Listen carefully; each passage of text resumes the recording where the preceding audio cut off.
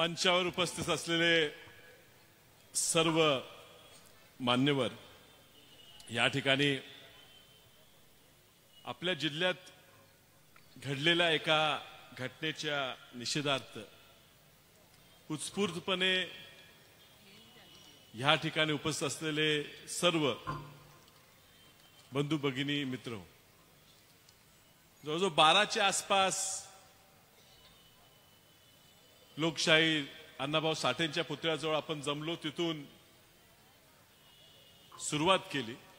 जवळजवळ 1.5-2 तासाची पदयात्रा करून ह्या ठिकाणी सभेला सुरुवात केली. आता चव्हाण साहेबांनी सांगितलं जवळजवळ 3-4 तास सभा चालली आहे तरी लोक अजून आले नाहीत. मला मधल्या थोड्या वेळेत आमच्या कारखान्याची जनरल बॉडीची सभा होती, त्या ठिकाणी जावं लागलं. आणि त्यामुळे कुणाच्या मनात असा विचार असेल की विशाल पाटील कुठे गेले तर ती शंका नसेल. मी ह्या ठिकाणी आलेलो आहे त्याचं कारण मी कुणासाठी आलो, मी राजाराम बापूंकडे बघून आलो, मी कुसुमताईंकडे बघून आलो. पण तुम्हाला इतिहास माहिती आहे, तुम्हाला संघर्ष माहिती आहे. ह्या जिल्ह्याने राजकीय संघर्ष खूप बघितलेले आहेत. वसंतदादांचा आणि राजाराम बापूचा कदाचित नवीन पिढीला जुना इतिहास माहित नसेल, पण कधीतरी त्या विधानसभेच्या प्रोसिडिंग जर वाचल्या, डिबेट्स जी चर्चासत्र झाले त्याचे जर तुम्हाला लेख मिळाले तर वाचावेत. वैचारिक एवढा मोठा मतभेद होता. आज राजाराम बापू जाऊन 40-50 वर्ष झाले, वसंतदादा जाऊन 40 वर्ष होत आहे. अजूनही कदाचित तो वैचारिक वाद आहे. तिसरी पिढी आली तरी आम्ही लढतोय, आमच्यात संघर्ष आहे, आम्ही नाकारणार नाही. या ठिकाणी तुम्ही जयंत पाटील साहेबांच्या प्रेमासाठी आलेला आहे. मंचावर बसलेले भरपूर लोक जयंत पाटील साहेबांच्या प्रेमासाठी आलेले आहेत. तुमच्या मनात जे साहेबांबद्दल प्रेम आहे ते कदाचित माझ्या मनात नसेल. आम्ही संघर्ष पाहिलेला आहे. राजाराम बापू आणि वसंतदादांची गोष्ट दिलीप तात्याने या ठिकाणी सांगितली. पण बापूंच्या निधनानंतर वसंतदादांनी सांगितलं की बापू गेले, वाद संपला. वैचारिक वाद होता तो संपला. आम्ही सुद्धा संपवायचा प्रयत्न करतो. कदाचित राजकीय वैचारिक वाद आमचा चालू राहील, पण ज्या वेळेला आमचा राजकीय शत्रू म्हणून आम्ही जयंत पाटील साहेबांकडे बघतो, काही खोटं नाही, पण आपल्या शत्रूबद्दल सुद्धा, आपल्या शत्रूच्या मातेबद्दल सुद्धा असं ऐकून घेण्या एवढं आमच्यावर वाईट संस्कार झालेले नाहीत. म्हणून पहिला निषेध मी केला आणि मी सांगितलं हा कोण व्यक्ती आहे, हे जी नेमकी वैचारिक मूळ काय आहेत. 19ची लोकसभा माझ्या विरोधात लढली. कुणीतरी म्हणते, चर्चा करते, माझ्याहून कमीच मतं पडली. त्यावेळी ते बाळासाहेब आंबेडकरांकडे गेले, वंचित आघाडीकडे, आणि बाळासाहेब आंबेडकरांच्या मंचावर बोलत असताना एवढं पुरोगामी भाषण दिलं साहेब, एवढं पुरोगामी भाषण दिलं साहेब, आवाड साहेब तुम्ही लाजाल, एवढं पुरोगामी भाषण त्या ठिकाणी केलं मतं मागण्यासाठी. किती वैचारिक भाषण केलं. शाहू फुले, आंबेडकर, अहिल्यादेवी होळकर सगळ्यांची नावं घेतली, अजूनही घेतात. आणि ह्या ठिकाणी आमदार झाल्यावर ह्याच ठिकाणी सभा झाली, लई लांब नाही, ह्याच ठिकाणी सभा झाली. आणि ह्या ठिकाणी सभा होत असताना युटर्न, म्हणजे एवढ्या लवकर माणूस एवढा पलटी मारू शकतोय मला कळलं नाही. मलाही आश्चर्य वाटलं, एवढा युटर्न.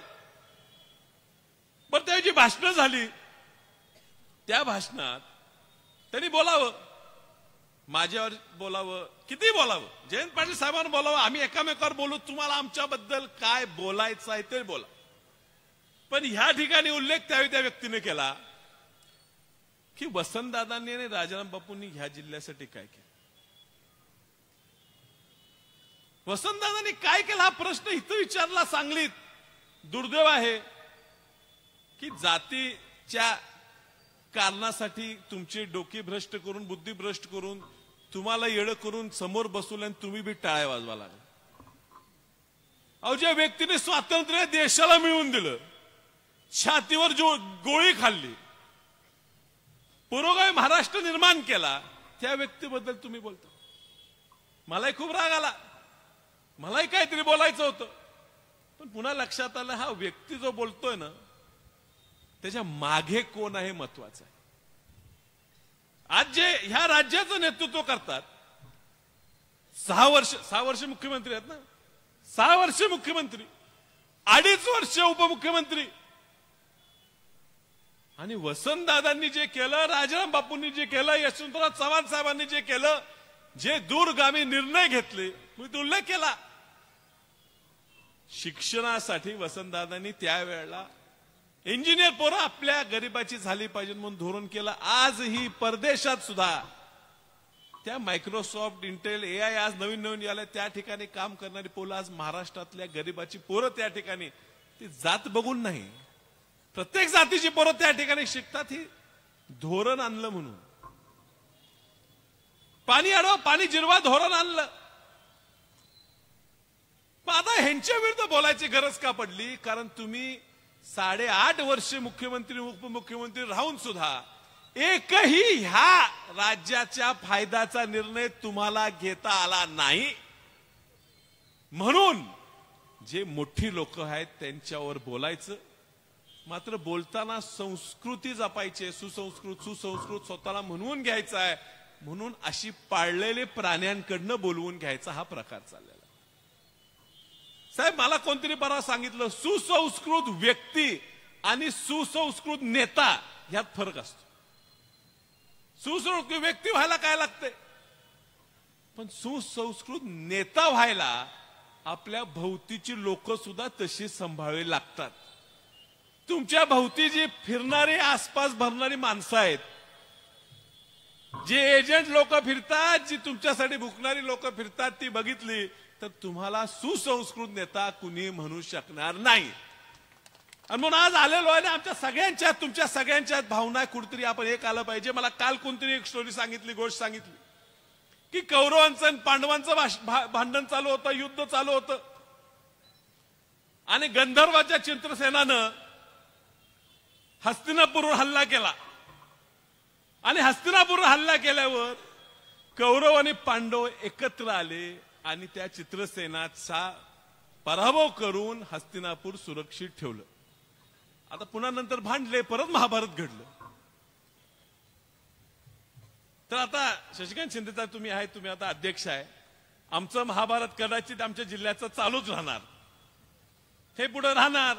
साहेब कधी कधी आमचा करेक्ट कार्यक्रम करायचा प्रयत्न करणार, हे आम्हालाही माहित आहे.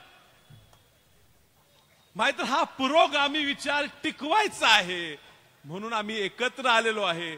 कुणाच्या वाढ व्हायला लागले म्हणजे आम्हाला जरा सुद्धा वाईट वाटत नाही.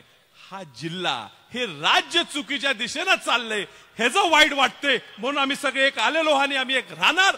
खूप बोलायचं आहे, मात्र जरा मी उशीर आल्यामुळे मला नंतर तुमच्या प्रमुख वक्त्यांच्या नंतर बोलावं लागलं, याबद्दल तुमची क्षमा मागतो आणि लवकर माझं भाषण आटोपतं घेऊन आपल्या सगळ्यांची रजा घेतो. नमस्कार, धन्यवाद. शोभांचे आणि शंभूराजांचे विचार